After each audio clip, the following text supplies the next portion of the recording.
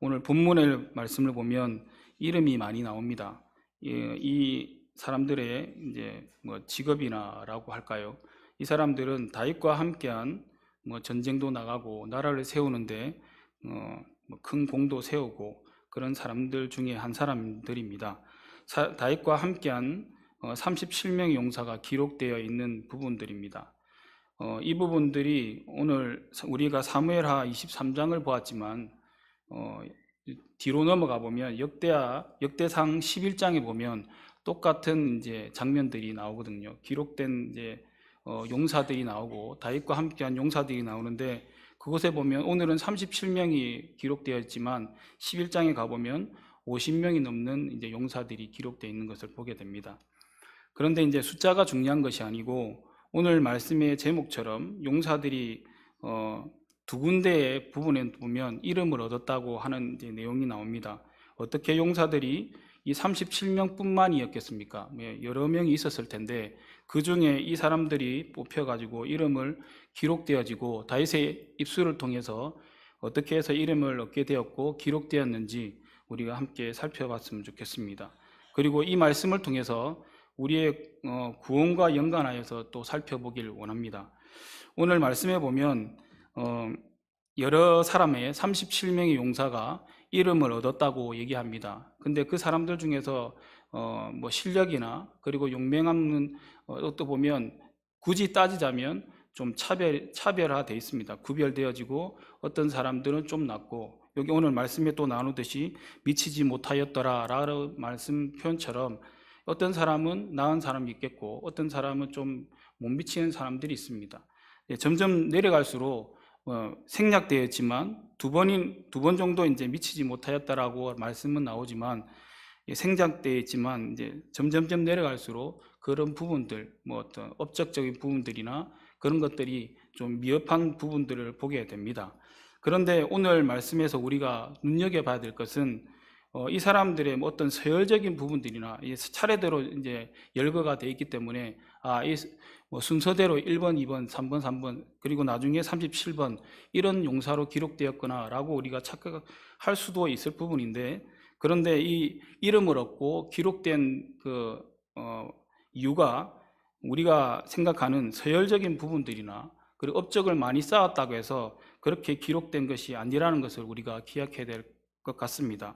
그리고 우리가 여러분들이 발견했는지 모르겠지만 이게 어떤 혈통적인 부분들을 통해서 혈통이 이제 이스라엘 백성들의 혈통을 통해서 이렇게 난 사람들 어떤 혈통이 좋아서 혈족이 좋아서 그렇게 기록된 사람인가 그리고 다윗과 아주 밀접한 연관이 있어서 그렇게 기록된 사람들인가라고 생각할 수도 있는데 그 혈통적인 부분들도 아니라는 것을 우리가 발견하게 됩니다. 첫 번째로 이제 서열적인 부분인데 우리가 서열적으로 보면 가장 위에 있어야 될 사람이 누구일까요? 우리가 이때까지 사무엘상도 받고 사무엘하도 받는데 가장 먼저 나와야 될 사람이 누구인 것 같습니까? 요압입니다. 요압. 어떻게 보면 가장 서열적으로 보면 군대 장관이기 때문에 군 사령관이지 않습니까? 그렇기 때문에 서열적으로 보면 1번이 되는 사람은 요압입니다. 근데 여러분들이 발견할 때 요압이라는 이름이 나오는가요? 발견할 수가 없습니다. 누구의 아우 이렇게 해서 이런 이름은 나오는데 정작 자신의 이름은 이 명단에서 빠져 있는 것을 보게 됩니다. 그렇다고 이제 역대상 11장에 가보면 50명이 넘는 용사가 기록되어 있다고 말씀드렸지 않습니까? 그러면 우리 기대할 수 있을 것 같은데 그 50명이 넘는 용사 중에서도 요압의 이름은 빠져 있는 것을 보게 됩니다. 그리고 서열적으로 업적으로 봤을 때 요압만큼 전쟁에서 업적을 얻은 사람은 없습니다. 그리고 다윗을 도와서 그렇게 업적을 낸 사람도 없습니다. 그러면 서열적인 거나 그리고 업적적인 부분에서 어떻게 보면 요압이 가장 먼저 나와야 될 사람인데 요압이란 이름은 온데간데 없는 것을 보게 됩니다. 그러면 우리가 어떻게 해서 이런 부분들이 아니라 다른 이유에서 온 것인가 라고 생각할 수 있는데 우리가 말씀을 한번 찾아서 읽어봤으면 좋겠습니다. 아까 말씀드렸던 역대상 11장에 가보면 10절에 보면 그 이유를 말씀해 주고 계십니다. 한번 찾아서 읽도록 하겠습니다.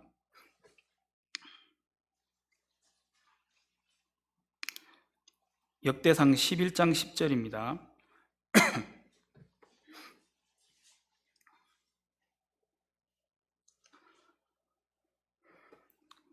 다 찾으신 줄 알고 같이 한번 읽겠습니다. 시작. 다윗에게 있는 용사의 우두머리는 이러하니라.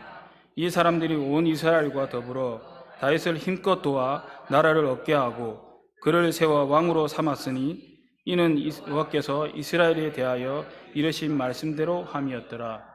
어떤 기준인 것 같습니까? 여기 말씀하신 대로 여호와께서 이스라엘에 대하여 이르신 말씀대로 이 사람들이 행한 건 맞지만 좀 더 이제 원문에 가깝게 얘기하자면 여호와께서 말씀하신 대로 이루어졌다라는 말씀입니다.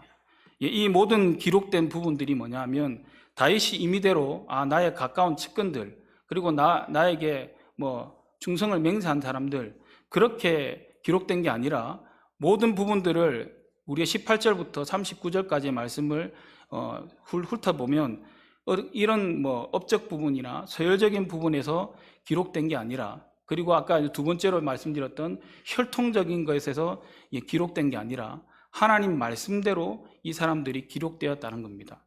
이렇게 얘기하자면 다윗이 기록한 건데 입술을 통해서 기록된 건데 다윗은 어떤 사람입니까? 하나님께서 기름 부으시고 그리고 세우시고 다윗이 말년에 이걸 이제 말을 하면서 기록된 내용들인데 그러면 다윗이 말하는 것들이 이 성경책에 기록됐다는 것은 하나님께서 이 사람들을 인정했다는 겁니다. 우리는 솔직히 어떤 사람인지 잘 모르지 않습니까? 어떤 유명한 사람들도 아니고 아비새나 아사엘 같은 경우에는 이 사람들은 요압과 함께 나타나는 사람들이기도 한데 또 여기에 아이도벨이나 그리고 우리아라는 사람들은 우리가 종종 보는 사람들입니다. 그렇지만 나머지 사람들은 우리가 익히 아는 사람들이 아닙니다. 유명한 사람들이 아니거든요. 그런데도 기록됐다는 것은 다윗은 하나님의 말씀을 따르는 사람입니다.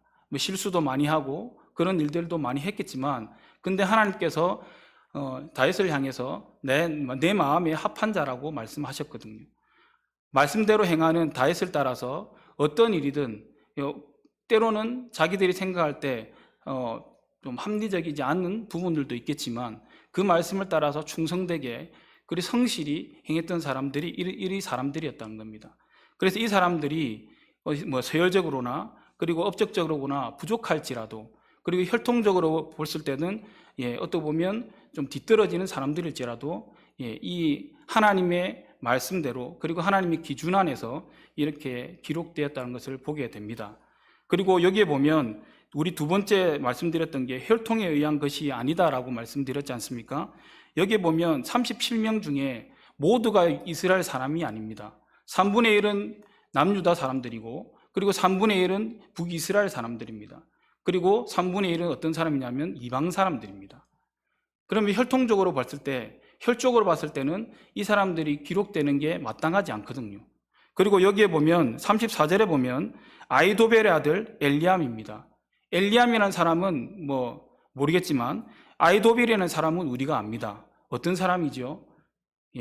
다윗이 나중에 압살롬에게 붙어서 반역한 사람이지 않습니까? 우리나라 이제 어떻게 보면 그런 가치관으로 보면 반역한 자식과 그리고 그 가문은 이 업적에 이렇게 올릴 수가 없는 거지 않습니까?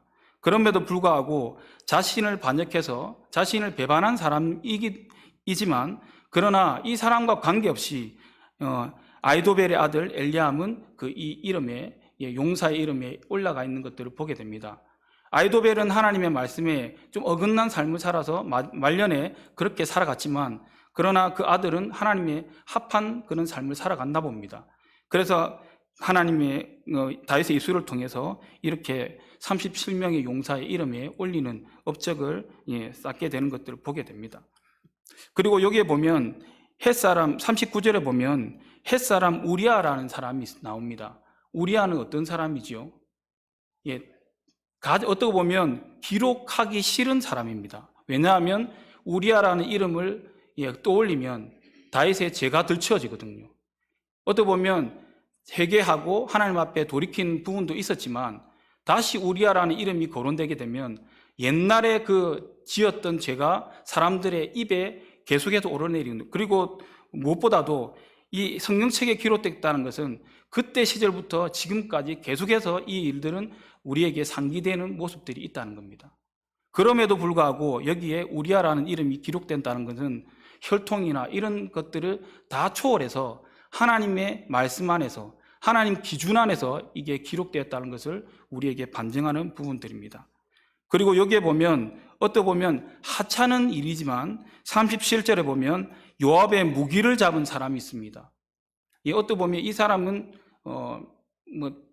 아주 좀 낮은 사람들이라 알 수 있죠. 요압의 무기를 잡은 나하레라는 사람이 있는데, 무기를 잡은 사람이었음에도 불구하고 어떤 무명의 사람임에도 불구하고 이렇게 이름을 올려는 그런 내용들을 보게 됩니다.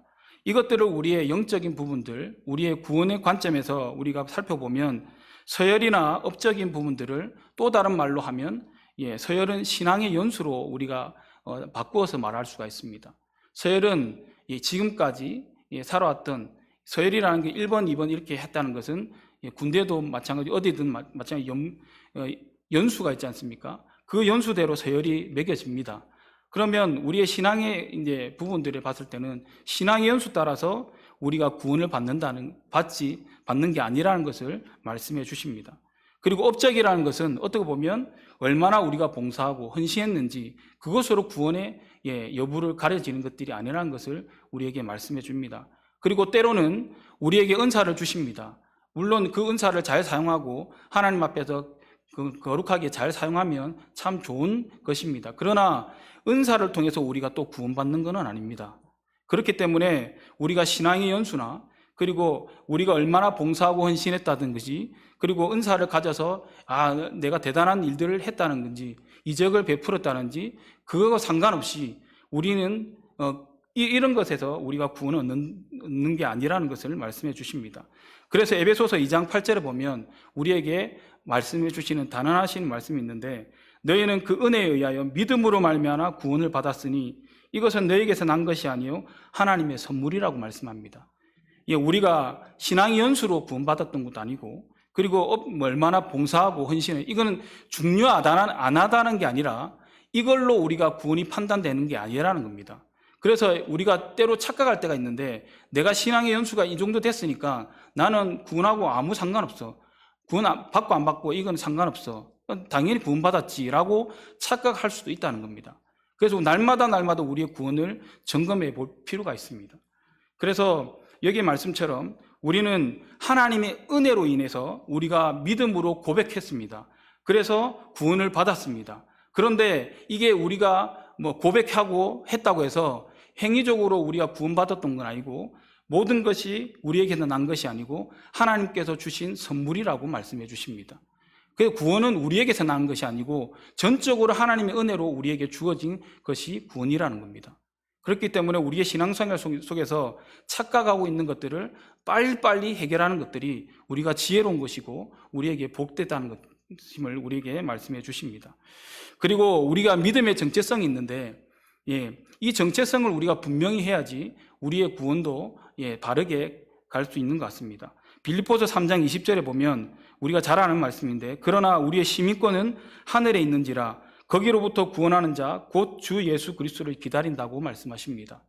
우리의 시민권은 이 땅에 살고 있지만 우리가 장차 가야 될 곳은 아까 우리 기도할 때도 말씀드렸지만 영화를 이루는 것, 온전히 이제 영화를 완성이 되는, 구원의 완성이 이루는 것이 영화인데, 그 완성이 이루기까지 우리가 시민권인 하늘을 소망하면서 살아가는 것이 우리의 정체성입니다. 날마다 우리의 업적을 쌓고, 그리고 신앙 연수만 늘어나고, 그것이 중요한 게 아니라 우리가 하루를 믿더라도 하나님 앞에서 우리가 하늘의 소망을 가지고 살아가는 주의 백성들이 되어야 된다는 것을 말씀해 주십니다. 그래서 우리 구원받는 기준이 있는데, 구원받은 자들의 기준이 있는데 하나님의 기준이겠지요. 그것이 고린도후서 6장 9절에서 10절의 말씀 보면 이렇게 말씀합니다. 무명한 자 같으나 유명한 자요, 죽은 자 같으나 보라 우리가 살아있고, 징계를 받는 자 같으나 죽임을 당하지 아니하고, 근심하는 자 같으나 항상 기뻐하고, 가난한 자 같으나 많은 사람을 부유하게 하고, 아무것도 없는 자 같으나 모든 것을 가진 자라고 말씀하십니다. 구원받은 하나님의 백성들은 이런 사람들입니다. 때로는 세상 속에서 유명한 자가 되고 싶고, 그리고 많은 사람들에게 떵떵거리면서 부자가 되고 싶고, 그런 것들을 하고 싶지만, 그러나 우리 보고 뭐라고 하냐면 세상에서는 무명한 자랍니다. 그런데 하나님께서 우리를 뭐라고 하시냐면 유명한 자라고 말씀하십니다. 하나님 안에서는 우리가 유명한 자이고, 그리고 아무것도 없는 자 같지만 그러나 하나님 앞에서는 우리가 모든 것을 가진 자라고 합니다. 이것은 구원받은 사람만 누릴 수 있고 알게 되고 깨닫고 그리고 누릴 수 있는 은혜의 임을 우리가 기억했으면 좋겠습니다. 그리고 우리에게 예수님께서 누가복음에 보면 이런 말씀을 합니다. 제자들이, 그리고 많은 70명의 제자들이 하나님의 권능을 받고 전도를 나갑니다. 전도를 나가서 어떤 일들이 있냐면 주의 이름으로 말씀을 전하고, 그리고 주의 이름으로 병 낫게 하고 귀신을 쫓아냈더니 귀신이 쫓아나지고 그리고 병이 낫게 되는 그런 이적을 경험하게 됩니다. 그리고 주님께 와서 어떻게 보면 전도 보고를 하는 거죠. 보고를 할 때 뭐라고 하냐면 주님, 저희들이 주의 이름으로 이렇게 했더니 병 고침을 받고 그리고 귀신이 쫓아내었습니다 라고 하면서 기뻐하는 모습들을 보게 됩니다. 그런데 누가복음 10장 20절에 보면 예수님께서 이렇게 제자들을 향해서 말씀하십니다.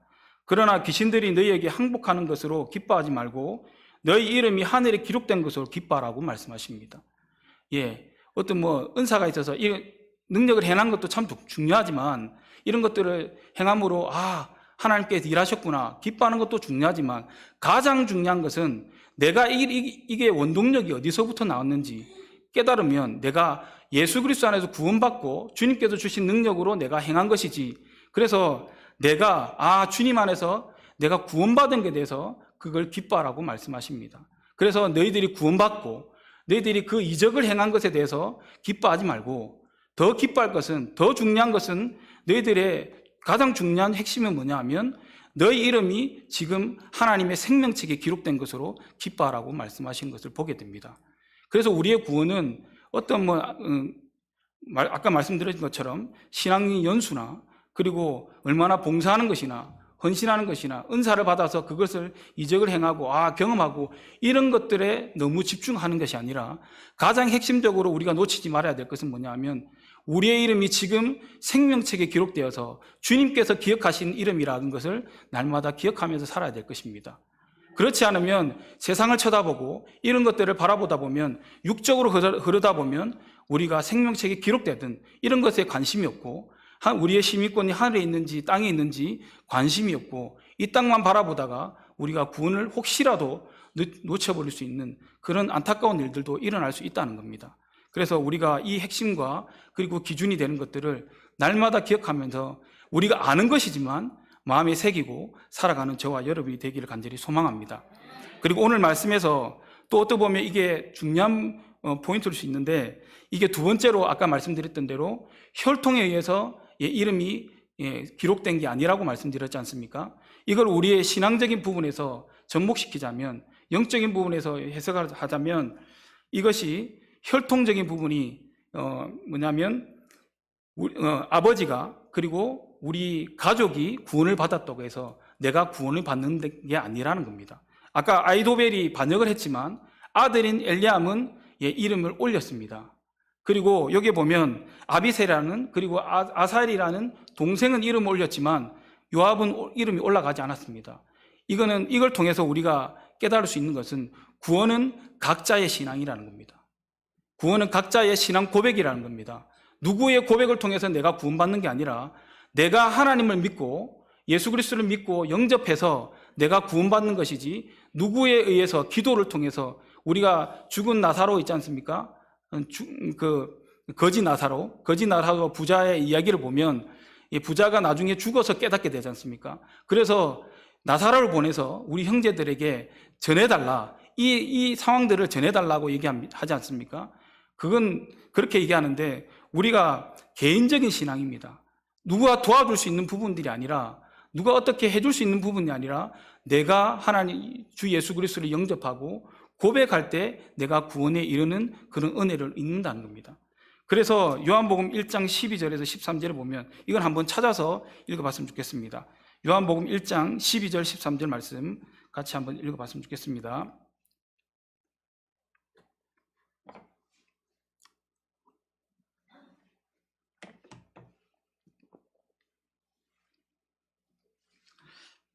요한복음 1장 12절에서 13절 다 같이 한번 읽겠습니다. 시작. 영접하는 자 곧 그 이름을 믿는 자들에게는 하나님의 자녀가 되는 권세를 주셨으니 이는 혈통으로나 육정으로나 사람의 뜻으로 나지 아니하고 오직 하나님께로부터 난 자들이니라. 아멘.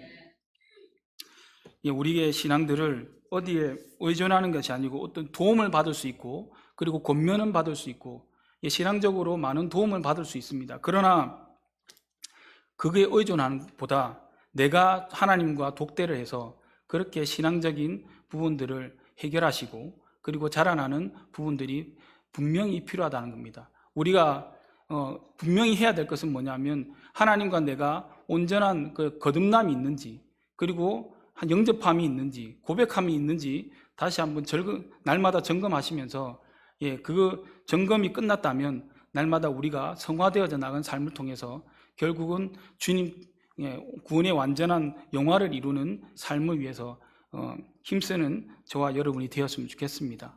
하나님께서 오늘 이제 두 가지 이 말씀을 통해서 말씀을 드렸는데 본문을 통해서는 서열이나 업적을 통해서 이름을 올리는 것이 아니고 혈통적으로나 혈족으로나 이름을 올린 게 아니라는 것들을 말씀드렸습니다. 그리고 우리의 신앙적인 부분에서 말씀드렸다시피 그리고 신앙 연수나 그리고 얼마나 봉사했는지 헌신을 했는지 은사를 가졌는지에 대해서 우리가 구원과 상관이 없이 우리의 개인적인 신앙과 개인적인 신앙 고백을 통해서 우리가 구원받는다고 말씀드렸습니다. 그리고 가장 중요한 것은 하나님의 은혜로 우리가 구원받았다는 것을 날마다 기억하는 우리의 삶이 되었으면 좋겠습니다. 그래서 결국은 주님 앞에서 우리가 인정받고 그리고 확인받는 것은 마태복음 25장 23절의 말씀처럼 우리가 잘 아는 달란트 비유입니다.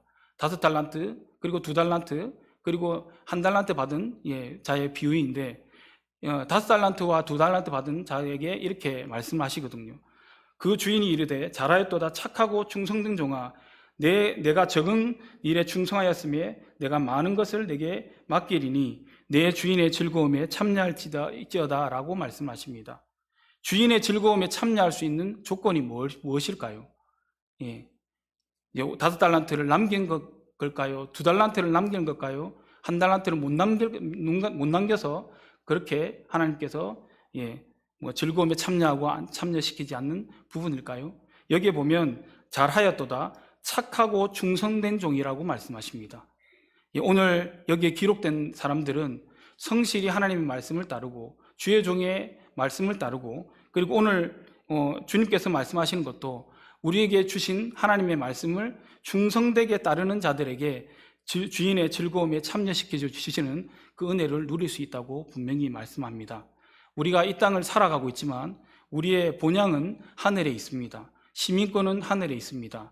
그건 날마다 기억하시면서 이 땅을 살아가지만 주님께서 우리에게 맡겨주신 그 자리에서 착하고 충성된 종으로 주의 말씀을 따라 살아가는 저와 여러분이 되어서 하나님 앞에 영광 돌릴 뿐만 아니라 우리의 삶이 날마다 신앙적으로 성숙하고 그리고 성화되어져 나가서 결국은 하나님께 영광을 올려드리는 영화에 이르는 그런 자리에 이르기까지 날마다 힘써 싸우는 저와 여러분이 되기를 간절히 소망합니다.